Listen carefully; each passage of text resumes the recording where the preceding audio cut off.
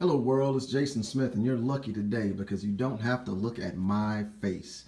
I had a session earlier this week and this is still up on the board with my current client, and I wanted to show you what I went through with them.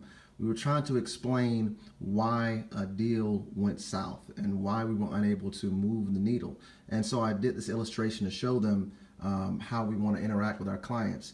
And I'll be quick and dirty with this, just as the graphic here is, not to scale and it's pretty rough shot, but you'll get the idea.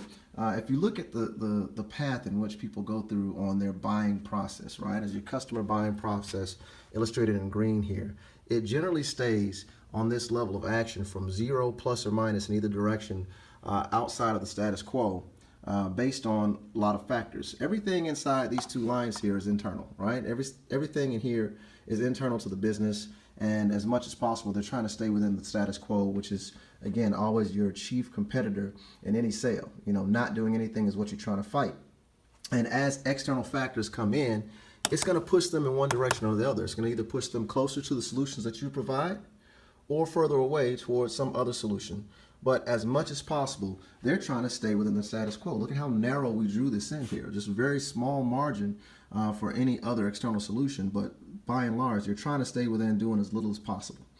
Now, as they move on their different journey up and down, to and from moving towards your solution, you have a sales process that you go through, the ways you interact with the market through your different marketing activities and how you interact with the customer. And in the places where your sales process and what you're doing interacts with the customer, that's where you influence that customer's buying process in one direction or the other. Same thing with wherever these external factors happen, it moves them towards or away from. But notice, you're not going to be interacting with them entirely through their buying process. They're going to be on their own, doing things internally, making their own decisions, and you only have a few key points in which you get to interact with them.